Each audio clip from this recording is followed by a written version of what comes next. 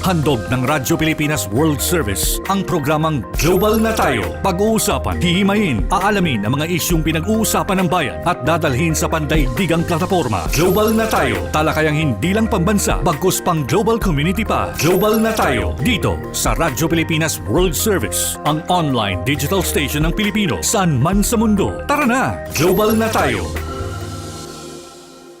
Muli po, isang masaya at mainit na pagbati mula po dito sa inyong himpilang Radyo Pilipinas World Service, at ito po ang programang Global na Tayo. Ako po inyong lingkod, Ray Sampang. Muli, samahan niyo po kaming sa isa pa na namang edisyon ng Global na Tayo.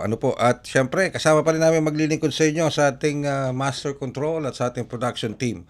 Of course, sa ating production control, nandiyan pa rin yung ating tandem na sina Jerome Toledo at si Miss Stephanie Vicente. Sa ating Master Control, of course, si Miss Susan Aison na nagtatago pa sa likod ng kanyang computer. Hindi ko malaman kung bakit. May pinagtataguan siya. Alright, and of course si Hero sa ating Wirecast, and of course si Leo sa ating live audio streaming. Alright, ang ating pong programang Global na Tayo ay masusubaybayan po nyo dito sa ating himpilan sa pamamagitan ng ating Facebook Broadcast Live. Sa inyo pong Facebook browser, type nyo lamang Radyo Pilipinas World Service. And of course, sa ating live audio streaming, i-download nyo lamang po ang ating live audio streaming app. Yan, yung ating eBox PBS receiver. Sa inyo pong smartphone o kaya sa inyong Apple phone, sa browser niyan, punta lang kayo sa Google Play o kaya sa App Store. I-type nyo lang doon sa browser, eBox PBS receiver. E as in elephant, V as in victory, O as in October, and X as in Xerox, that PBS receiver. Kapag nakita nyo na po yun, tap nyo lang, download nyo. At kapag na-download nyo na, makikita nyo na ron yung mga tile icon ng mga himpilan sa ilalim ng Presidential Broadcast Service. At isa na po doon ang Radyo Pilipinas World Service. I-tap nyo lamang po doon sa Radyo Pilipinas World Service at masusubaybayan nyo na ang mga programa ng Radyo Pilipinas World Service, katulad po nitong Global na Tayo at iba pa natin mga programa. Available din tayo sa ating YouTube channel. Sa inyong YouTube browser, type nyo lamang Radyo Pilipinas World Service. Muli po, ako yung lingkod, Ray Sampang. So please, like, share, and subscribe sa ating mga social media platform. Alright, sa araw na ito, mamaya-maya tututok tayo dito sa kasalukuyang ginaganap na ASEAN Summit po and related summits sa Kuala Lumpur, Malaysia, kung saan ang Pangulong Ferdinand R. Marcos po ay nagparticipate o dumadalo, at magiging chair po siya dito sa BIMP IAGA Summit. Ano ba yung BIMP IAGA? Yun po yung Brunei, Indonesia, Malaysia, Philippines, East Asia Growth Area. Yung BIMP IAGA. Okay? And of course, sa iba pang mga kaganapan sa ASEAN Summit ngayong 2025. Dahil tayo rin, ang Pilipinas din po ay naghahanda para next year, dahil next year, 2026, ito turn over na po ng Malaysia ang chairmanship ng ASEAN sa Pilipinas sa year 2026. So marami rin pong mga paghahanda dyan. At yung po tinatawag na mga related summits, yung po kasi yung mga iba pang mga summits na kasabay ng pagdiriwang ng ASEAN Summit. Katulad po nung summit with the Gulf countries plus China. Meron din po yan mamaya, at I think that it will be the later part of the day dito sa ASEAN Summit na ginagawa sa Malaysia. Alright, at makakasama natin later on ang ating senior correspondent dyan po, nakatoka ngayon live mamaya, si Alvin Baltasar. Alright, pero bago tayo magpatuloy, narito muna ang ilang paalala. Pinangunahan ni Pangulong Ferdinand R. Marcos Jr. ang seremonya ng pagtatapos ng PMA Siklablaya Class of 2025 at binigyang pugay ang kanilang disiplina, sakripisyo at pagmamahal sa bayan. We all know your path was not easy. 4 years of discipline, training, hard work, and I'm sure some nights of self-doubt wondering if this was the right choice. But you did not give up, and now you are here, ready to serve the country as new officers of the Armed Forces of the Philippines. Kayo ng Siklablaya, sundalong isinilang, nakasangga at lakas ng ating bayan para sa kalayaan. Binigyang katiyakan ng Pangulo sa mga kadeteng nagsipagtapos na buo ang tiwalang ibinibigay sa kanila bilang mga susunod na tagapagtanggol ng bandila at taong bayan. This is my prayer to the members of Siklab Layo. Wherever your duty may take, may it be in the mountains, in the seas, or communities, serve with dignity, serve with honor, serve with love. Para sa iba pang mga balita at impormasyon, manatiling nakatuto. Tapat sa pag-uulat. Radyo Pilipinas, Radyo Publiko, 738. Sa pagdiriwang ng 127th Philippine Navy Anniversary, pinapurihan ni Pangulong Ferdinand R. Marcos Jr. ang buong hukbong dagat para sa kanilang natatanging tapang at katapatan sa tungkulin magmula pa noon at hanggang sa kasalukuyan. In every mission, the Navy proves that maritime strength is measured by the character, clarity of mission, and the commitment of those who serve. That same commitment to duty was clearly seen in the West Philippine Sea and in other maritime outposts. The Navy personnel serve as peacekeepers both in land and in sea, remaining steadfast as ever, upholding our nation's maritime entitlements with dignity and with courage. Binigyang diin din ng Pangulo ang patuloy na pagbabantay at pagtatanggol sa ating mga karapatan sa karagatan na alinsunod sa international law. We stand firm. We will never tolerate any act of disrespect against our sovereignty. Wala tayong isusuko, wala tayong papapabayaan. Para sa iba pang mga balita at impormasyon, manatiling nakatuto. Tapat sa pag-uulat. Radyo Pilipinas, Radyo Publiko, 738. Pinirisinta ni Pangulong Ferdinand R. Marcos Jr. ang dalawang bagong batas na kanyang nilagdaan. At una na rito ang pagiging ganap na kagawaran ng NEDA na tatawagin na bilang Department of Economy, Planning and Development o DepDev. Sa ilalim ng DepDev, Ayaw mo na ba mas ako madali magprograma? na rin matutukoy kung aling proyekto ang dapat palawakin, alin ang kailangan ayusin, at alin naman ang dapat nang itigil para mas maging kapaki-pakinabang para sa mga Pilipino. Kaya naman, may iwasan na natin ang nasasayang na pondo, panahon at pagkakataon. Alam ko pumasok. Para mas palakasin pa ang paghahanda laban sa mga sakuna ay inilahad naman ng Pangulo ang PHIVOLCS Modernization Act. Sa ilalim ng PhilBox Modernization Act, mas mapapabilis ang paghahatid ng sapat at napapanahong impormasyon na makakatulong sa ating pagharap sa kalamidad. Sa ilalim ng PhilBox Modernization Act, tataasan natin ang taunang pondo ng ahensya sa loob ng 5 taon upang makabili sila ng mas modernong kagamitan at makakapagpagawa ng mas makabagong pasilidad. Para sa iba pang mga balita at impormasyon, manatiling nakatuto. Tapat sa pag-uulat. Radyo Pilipinas, Radyo Publiko, 738. Akala ko ayaw nyo na ako magprograma eh. Susan Aison. Okay, sige. Tuloy-tuloy na tayo sa ating programa dito sa Global na tayo. Ano po? Ayan, sige ho. At pasensya na ho kayo kung medyo nasosobrahan ng plugs. Ano? Ayan, sige. Anyway, tuloy-tuloy na ho tayo. Meron na lamang tayo ilang mga minutong nalalabi para sa ating programa dito sa ating edisyon ngayon ng Global na tayo. Habang inaantabayan na natin itong ating kasamang si Alvin Baltasar mula po sa Malaysia, isa pa rin po sa laging tinututukan ng ating mga kababayan, ito pong resulta ng ng courtesy resignation na hiningi ni Pangulong Ferdinand R. Marcos Jr. sa mga cabinet secretaries po natin. And of course, doon po like what you've been monitoring at nakakarating po sa inyo, lahat naman po ng mga cabinet secretaries and mga posisyon na mayroong cabinet level secretary ay nagsubmit po ng kanilang mga courtesy resignation. Marami pong mga ahensya ng gobyerno patuloy pa rin naman pong nagfa-function, tumatakbo, nagbibigay ng serbisyo publiko, nagbibigay ng kanilang mandato para po sa kanilang mga ahensya dahil technically hangga't hindi pa ho ito na i-evaluate ng mabuti ng evaluating committee na itinalaga para pag-aralan yung mga accomplishments, yung mga issues, or kung meron bang nasangkot sa korupsyon, o hindi ba nakatupad dito sa kanilang mandato.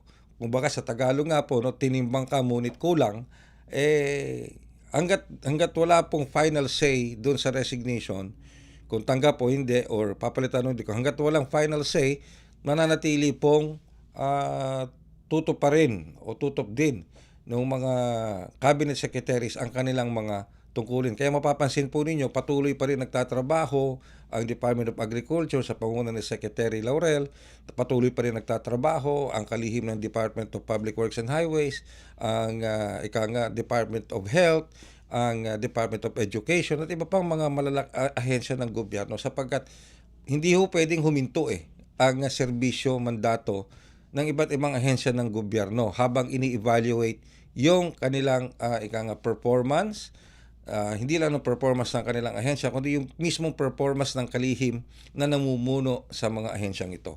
Pero alam nyo mga kababayan, yung mga nakikinig sa atin sa labas ng bansa, maging dito sa loob ng bansa, atin pong tinitingnan ang mga ahensya na nagbibigay talaga ng kagyat na serbisyo ng gobyerno. Okay, bukod sa Department of Education, of course, June na, pasukan na, di ba? At tinututukan na naman yan kung paano ang magiging kalalagayan ulit ng ating milyong-milyong mga mag-aaral sa ating mga pampublikong paaralan, both lalo na sa K-12. And of course, tinitingnan din yung serbisyo, performance ng ahensya ng Department of Migrant Workers. Binabantayan din natin yan sapagkat yan rin nakatutok naman para sa kapakanan ng ating mga overseas Filipino workers. And of course, yung Department of Health, yung DOH, tinitingnan po natin yan, lalong-lalo na sa mga panahon ngayon, napaka-importante rin po ng gampanin ng kagawaran ng kalusugan sa mga panahong ito. Lalo't-lalo pa, may mga balita tayong nakakarating sa atin, may mga reports na nakakarating na tumataas na naman ang bilang ng mga kaso ng COVID-19 o yung tinatawag na influenza-like flu na sakit. Hindi lamang sa iba't ibang panig dito sa Southeast Asia, hindi lang sa Southeast Asia kundi sa ibang mundo. So sa ibang bansa. So kinakailangan natin lalo ang gabay, pangangalaga ng Department of Health. Sino ba nangunguna sa kagawaran ng kalusugan? Siyempre si Secretary Ted Herbosa. Sino naman ang namumuno sa Department of Migrant Workers na nag-file din ng kanyang courtesy resignation? Siyempre si Secretary Hans Leo Cagnac at the list goes on and on, mahaba po yan.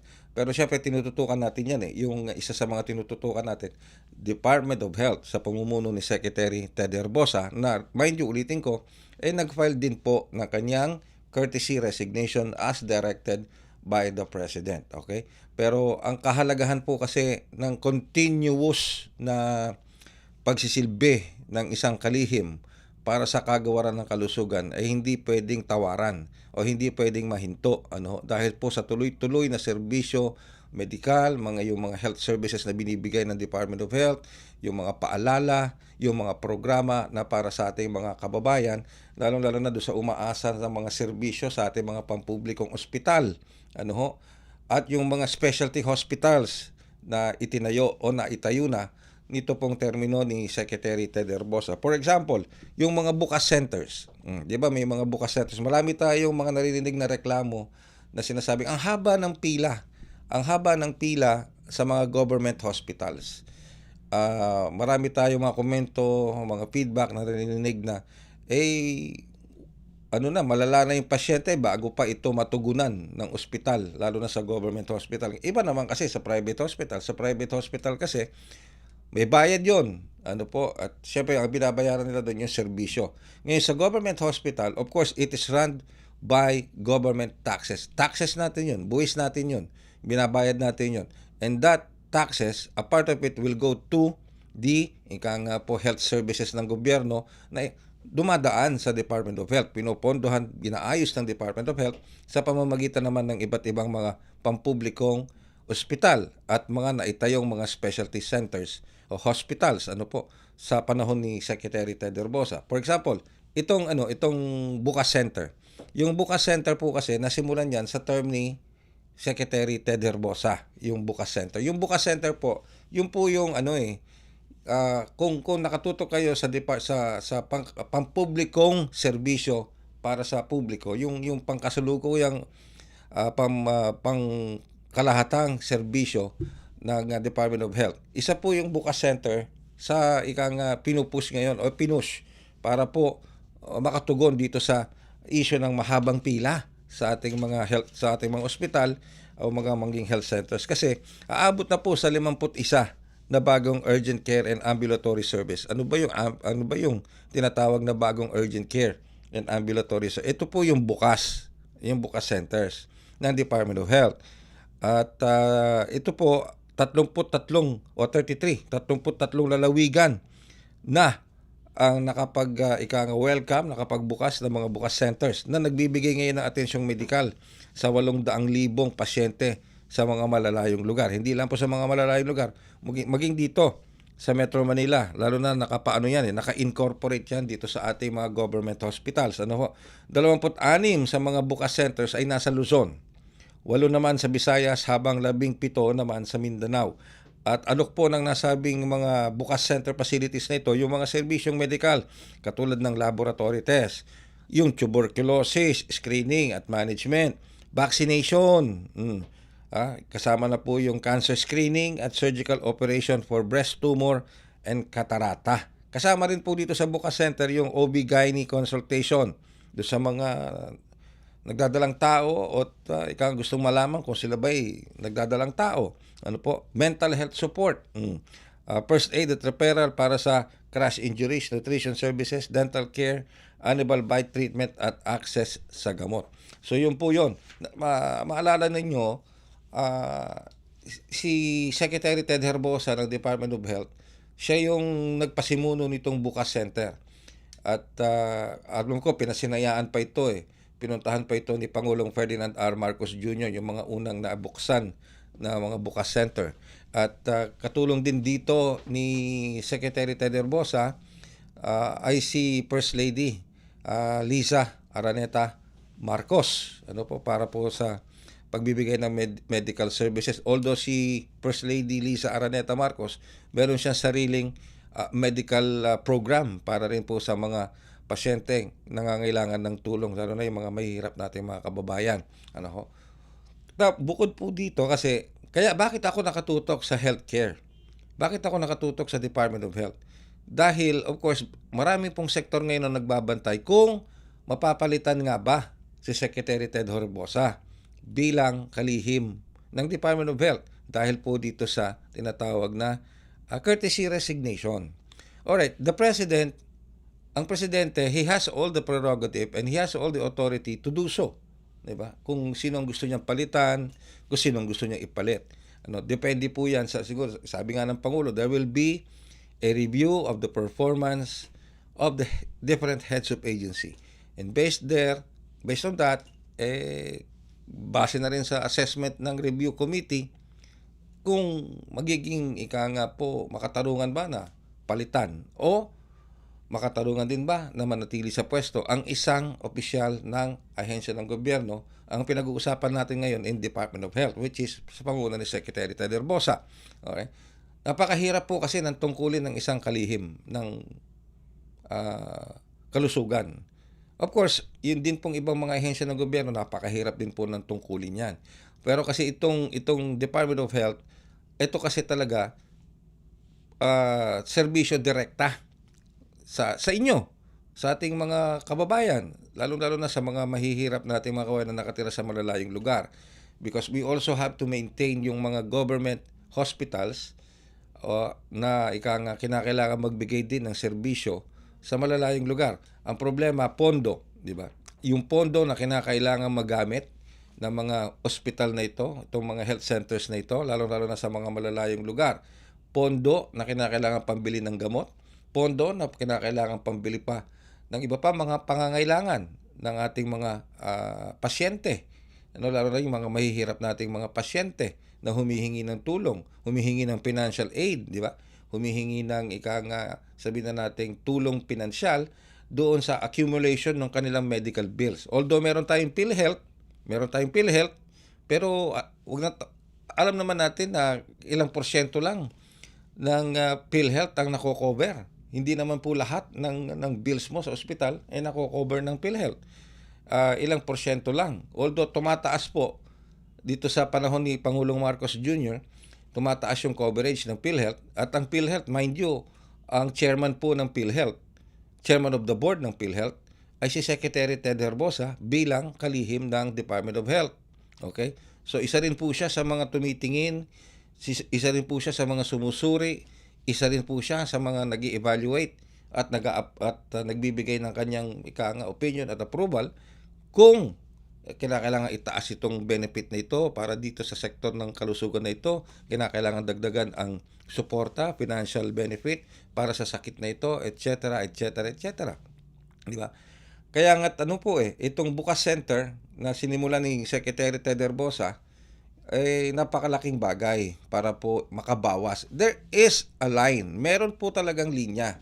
Talagang kuminsan hindi natin talaga mapagkakaila na merong linya o waiting time sa mga government hospitals. We have to consider kasi yung dami ng tao na nagpupunta sa mga government hospitals dahil nga po it's a free service, supposed to be a free service.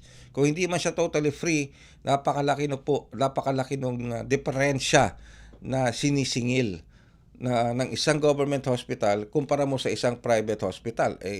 Imaginein mo magpapa-hospital ka sa St. Luke's, magpapa-hospital ka saan? Sa sa Capitol o yung mga malalaking mga private hospital. Mabilis, kung sa mabilis, di ba? Pero ang katapat po niyan ay yung matinding hospital bill. Sa government hospital, may haba yung pila, pero very minimal ang sisingilin. Minsan nga wala pag sinisingil dahil nga government hospital. Lalo na kung makakapag-avail ka pa ng mga medical assistance mula rin sa DOH at sa iba pang mga institusyon tulad ng PCSO, okay? At ng DSWD.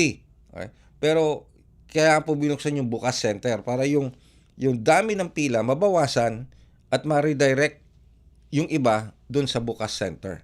Ang nakikita ko lang dito kasi marami pa rin tayong mga kababayan na hindi alam na may Bukas Center. Bagamat marami-rami na yung mga Bukas Center na naitayo, Luzon, Visayas at Mindanao, marami pa rin tayong mga kababayan na hindi nakakaalam na may mga Bukas Center. Okay? So, alamin po natin yan, yung mga Bukas Center na yan na sinimula ni Secretary Ted Herbosa at ng Department of Health para po maibsan yung mahabang pila. Okay? Kaya marami nagtatanong kasi sa akin, papalitan ba si Secretary Ted Herbosa? Ang sagot ko lang po niya, hindi po natin alam.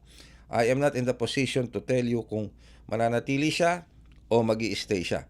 Pero ganang akin, in my own personal opinion, hindi po ito opinion ng opisina ng Bureau of Broadcast, hindi po ito opinion ng Radyo Pilipinas World Service, but my own opinion, and take on this, para sa akin mas magandang manatili si Secretary Ted Herbosa. Kasi kapag tinanggal mo na naman ng isang opisyal ng ahensya ng gobyerno in the middle of everything, habang ginagawa lahat yung mga programa na dapat gawin, pag natanggal mo siya, hihinto na naman lahat yan.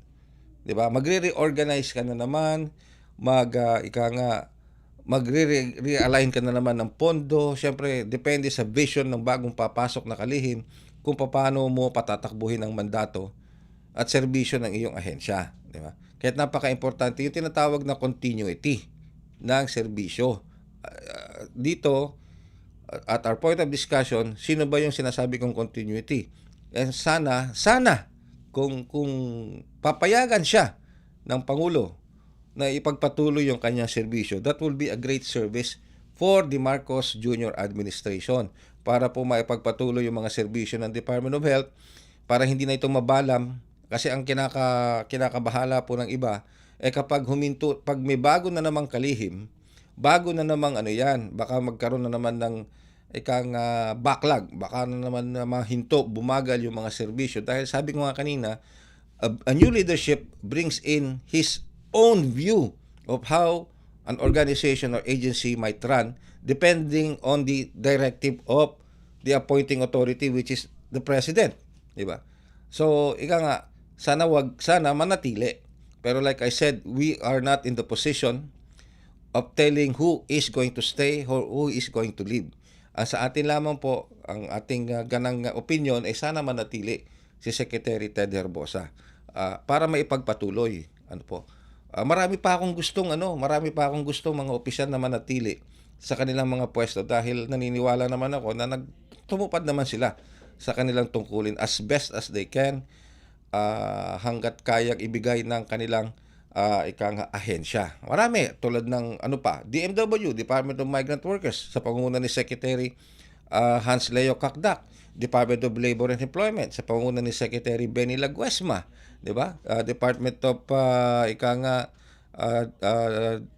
Public Works and Highways, Department of Tourism, Department of Transportation, at marami pang iba. Sana nga po ito pong mga magagandang mga nagawa ng iba't ibang mga kalihim, ng iba't ibang mga ahensya na nagsabit ng kanilang mga courtesy resignation, sana, sa akin lang, sana po ay manatili. Samantala, magbabalik po kami makalipas ang ilang paalala. Paliwanag mo sa tao na hindi totoo yan. Dahil ang totoo, yung totoo ang dapat ninyong malaman. Nagkalat sa internet ang fake news Ang o ginagawa mali ng at fake news, tinatapon niya yung tao. What they are doing is creating panic. We say no. Yung pagkalat ng fake news. And some of it's dangerous. Sana iwasan po natin pagsispread ng fake news. At di magpapakalat ng disinformation at misinformation ang kasulukuyang administrasyon. Stop telling us fake news because you're wrong.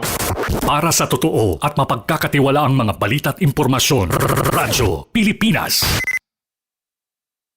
Alright, sige po. Maraming salamat at patuloy pa rin tayo sa ating programang Global na tayo dito pa rin sa Radyo Pilipinas World Service. And when we say global na tayo, lumalabas po tayo ng ating bansa at tumutungo tayo sa iba't ibang bahagi ng mundo. At this time, dediretso tayo sa Malaysia kung saan ginaganap ang 2025 ASEAN Summit and related summits dyan sa Kuala Lumpur, Malaysia. At kasama natin live and direct para magbigay sa atin ng karagdagang detalye at mga ginawa at mga gampanin pa ng Pangulong Marcos Jr. para sa araw na ito. Walang iba, kasama natin si Mr. Alvin Baltasar. Alvin, good morning sa iyo dito sa Pilipinas. Paring Ray. Yes. Paring Ray, magandang... ang setup kasi namin dito, Paring Ray, nandito lang kami sa International Media Center. Okay. Merong malaking screen dito. At doon namin na-monitor yung mga aktibidad ni Pangulong Ferdinand R. Marcos Jr. kaugnay ng kanyang partisipasyon dito sa ASEAN Summit. At ang nakikita namin sa kasalukuyan, Paring Ray, dito sa widescreen, dito sa IMC, tinatawag namin, ay yung naghahanda sila doon sa ikatawang aktibidad ng Pangulo. Ito yung second ASEAN GCC Summit. At nandito na rin yung iba pang mga leaders, ASEAN leaders, at mukhang anytime now ay magsisimula na. At siyempre, ito ay pinungunahan ng Prime Minister ng Malaysia. Itong si Anwar Ibrahim. Ang hinahanap ko dito, Paring Ray, ay mamaya pa pala yun, yung ASEAN GCC China Economic Summit. Oo. Ito, yun ang exciting din eh. Oo.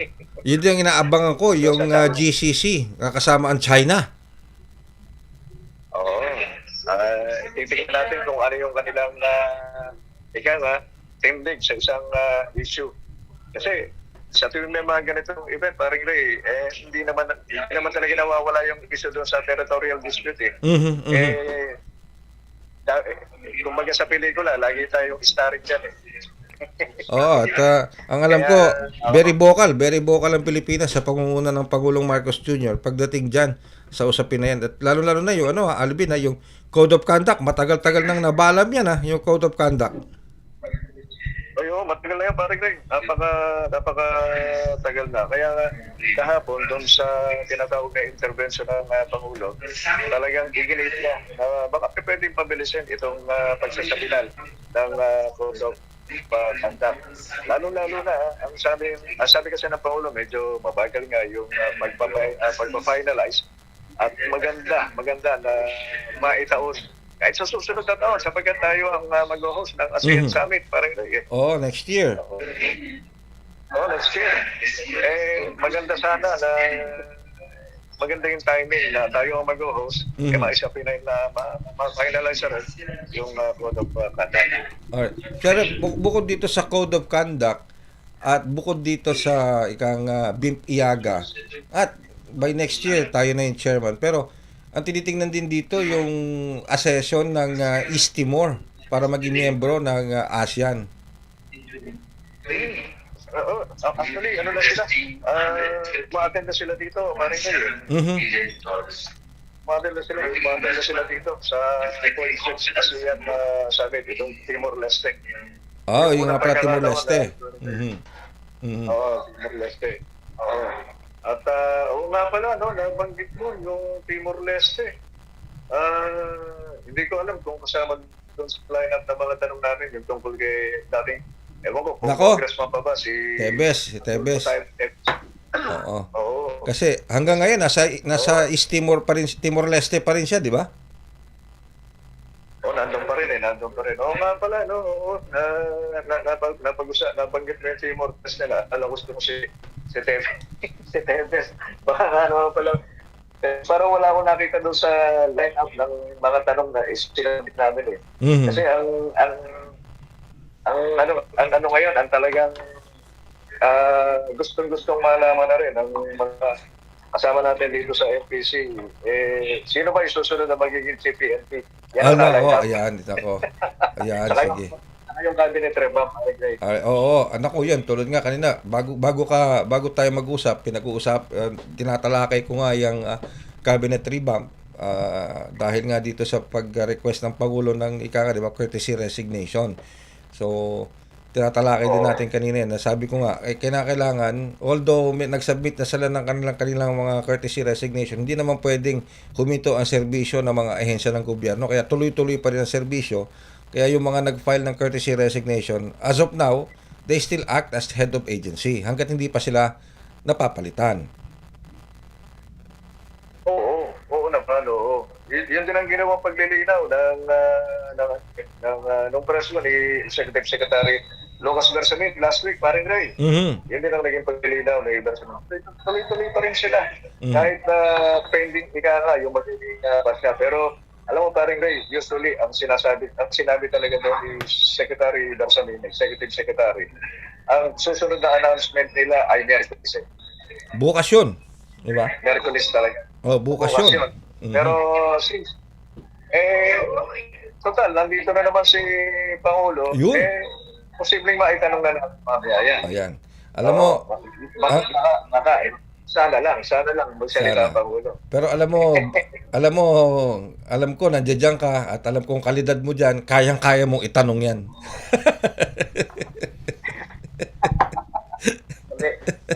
Ang ipinalista ko yung parang yung chip PNP. Pinalista ko Yung pwede kaya itanong yung mga ibang mga ahensya ng gobyerno. Ha? No, sige. Pero sige. Baka sakali lang naman, 'di ba? Baka sakali lang naman. Pero may nakaline up naman na rin doon sa cabinet, di ba? Yun. Iba lang, taga GMA yung GMA online si Ana Felicia. Akala yung magtatanong. akala ko taga GMA na yung yung pala magtatanong. Okay, sige. Alright. Okay. Wala na parang abangan natin. Okay. Sige. At hayaan mo, may announcement na ang Pangulo, either sa revamp o yung susunod na si PNP, talagang i-adjust din natin yan. Just it. Sige. Antabayan na namin yan dito sa Manila kung ano mga developments yan. Dami mong tinututukan ngayon dyan. ASEAN Summit at related summits. Tapos kung sino pa yung magiging bagong PNP chief at yung mga, kung sakali man, ma-announce ni Pangulo kung sino na yung mga susunod na batch na mananatili o mai-reassign sa ibang pwesto. Mm-hmm. Correct. Medyo matagal-tagal ito trabaho dito, parang hintayin pa rin namin yung joint statement maya pa lamang. Saka yung kalalabasan, itong 3 meeting na dinaluhan at kasalukuyan dinadaluhan at dadaluhan pa ni Pangulo Marcos Maricay. Okay. And with that, maraming salamat Alvin sa oras na ibinigay mo sa amin sa paghahatid ng mga kaganapan dyan sa Malaysia. Parang Ray, babalik tayo mamaya as soon as magkaroon ng ilang pa mga development, yung mga issue na tinututukan natin, hindi lamang dito sa Malaysia, kundi pati na rin yung mga pangyayari dyan na pwedeng masagot mamaya ni Pangulo Marcos makabandang hapon. Okay. Ray, mula pa rin dito sa Kuala Lumpur, Malaysia, para sa ating pagtutok dito sa pagdaroon ni Pangulo Marcos sa 46 ASEAN Summit, Alvin Balsar, ang Pilipinas Natin po dito. Nyo po napakinggan ang ating senior correspondent, naghahatid ng balita at kaganapan live and direct mula po sa Kuala Lumpur, Malaysia para po sa 46 ASEAN Summit and related summits. Ano po na ginaganap ngayon sa nasabing bansa. So napakaraming tinututukan ngayon doon, ano po, sa mga aktibidad ng Pangulo, within the hour at sa mga susunod na hour at within the whole day ngayong araw na ito. And of course, bukod dun po sa ASEAN Summit na yan, tinututukan din kung sino ba ang susunod na PNP chief. Kasi magre-retire na talaga si Police General Marbil. So sinong papalit? Medyo gusto niyo ng clue? Hindi, wag na lang. Hayaan mo na sila magbigay kung sino yung clue. Okay. Alright. And of course, syempre, baka sakali lang na magsalita rin ng Pangulo. Baka mapaaga-aga malaman natin kung sino pa yung mga susunod na mareretain sa kanilang mga posisyon sa iba't ibang ahensya ng gobyerno, ng mga kalihim. Baka sakali lang po, hindi naman sinasabing maaaring mangyari, baka sakali lang. Pero doon sa mga tumututok, sa mga kaganapan na yan, every Wednesday, sabi nga ni kasamang Alvin, at sinabi rin po yan ni Executive Secretary Lucas Bersamin, every Wednesday sila maglalabas ng panibagong set of names kung sino ba yung mariretain sa pwesto bilang kalihim ng kanyang ahensya, or pwede siyang ma-reassign sa ibang lugar, or totally mag-exit na sa pagsiservisyo sa gobyerno. Antabayanan po natin lahat yan sa ating Radyo Pilipinas, kapalit na himpilan, Radyo Pilipinas, Radyo Publiko, and of course dito pa rin po sa Radyo Pilipinas World Service. Dito rin sa ating programa Global na Tayo. Sa ngalan po ng ating mga nakaagapay sa ating global team, mula po sa ating Master Control, okay? Ang ating pinaka-pipitagang Master Control Technician, si Miss Susan Aison. Ayan, sige. Alam mo siya, Susan, so sobrang veterana na yan. Alam niya kung ano yung dapat niyang pindutin para magkaroon tayo ng mas mahabang time, sa plugs, para makabuelo tayo. Ganun lang yun. And of course, sa ating Wirecast, si Hero, parang malungkot si Hero ngayon kasi hindi siya pinapansin ni Step, nakatalikod lang sa kanya. Okay, and of course, si Leo. Okay. Si Leo may bagong assignment at nakita ko yung kanyang yung kanyang foreign exchange, tabayanan niyo yan doon sa mga nakikinig din sa ating programang Global na Tayo. Yung bagong informasyon na yan, yung foreign exchange rate sa ating mga programa dito sa Radyo Pilipinas World Service. Sa Dateline Malacanang, kasama na po yun. Pinopromote ko na po yung iba pa nating mga programa dito sa Radyo Pilipinas World Service. Yung Dateline Malacanang, yung ating English service, Dateline Malacanang. Makikita nyo rin doon yung current foreign exchange, yung peso laban sa dollar, yung peso laban sa won, yung peso laban sa real, ganon. Malalaman nyo po. Kaya alam nyo na kagad kung magkano yung may papalit yung perang papadala dito sa Pilipinas. Sa APN, kasama na rin yon yung foreign exchange na yon. I think in-incorporate nila sa kanilang balitang negosyo at kalakalan. At marami pa po kaming mga ihahatid sa inyo mga impormasyon habang tayo ay patuloy na nagsasama sa himpapawid dito sa Radyo Pilipinas World Service. Muli po, ako po yung lingkod, Ray Sampang. Maraming salamat at hanggang sa muling edisyon ng Global na Tayo. Handog ng Radyo Pilipinas World Service ang programang Global na Tayo. Pag-uusapan, hihimayin, aalamin ang mga isyung pinag-uusapan ng bayan at dadalhin sa pandaigdigang plataforma. Global na Tayo, talakayang hindi lang pambansa, bagkus pang global community pa. Global na Tayo, dito sa Radyo Pilipinas World Service, ang online digital station ng Pilipino saan man sa mundo. Tara na! Global na Tayo!